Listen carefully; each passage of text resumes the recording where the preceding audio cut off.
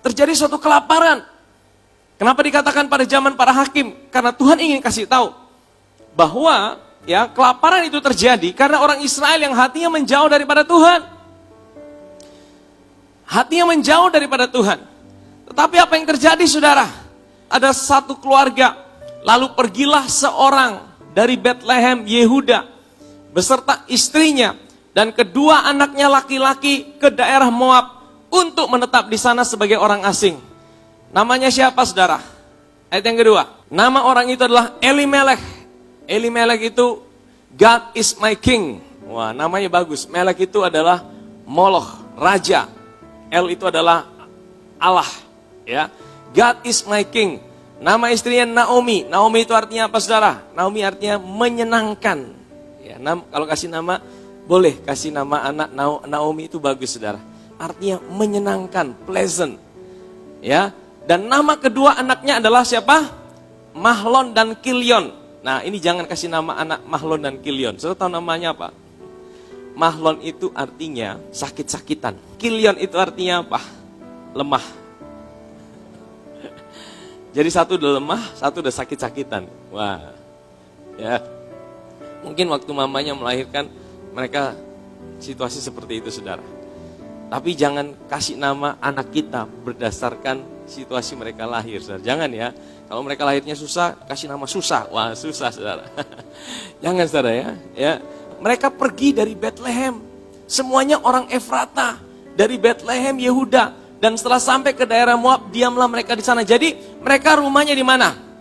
Bethlehem. Tahukah saudara arti Bethlehem apa, saudara? Bet itu rumah. Dari kata bet ada kata bait. Ya, bet itu adalah rumah. Bet lehem itu artinya roti. Jadi nama Bethlehem artinya apa? Rumah roti.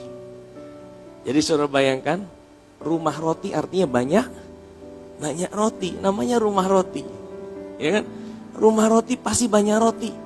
Tapi saudara bayangkan, di Bethlehem terjadi kelaparan. Di Bethlehem terjadi kelaparan.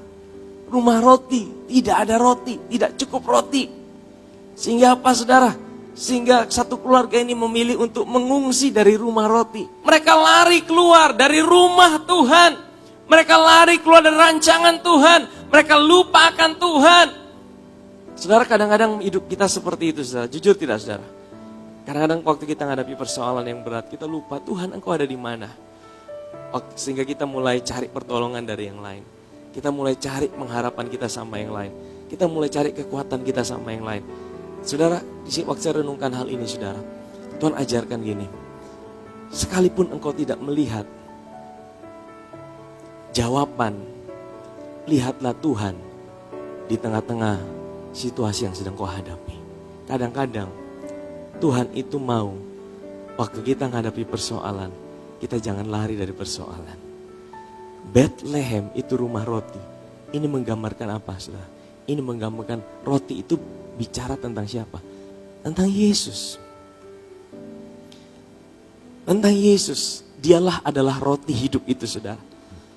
Saudara, waktu saya renungkan hal ini, saudara, seringkali kita ketika kita menghadapi persoalan, kita bukannya mau datang sama Tuhan, tapi kita menjauh dari Tuhan.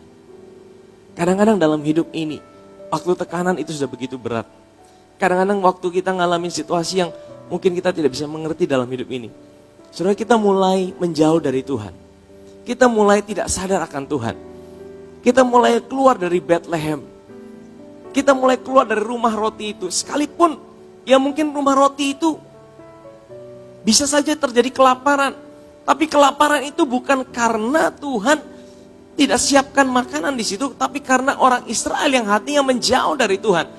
Harusnya mereka mulai sadar, mereka tetap ada di situ.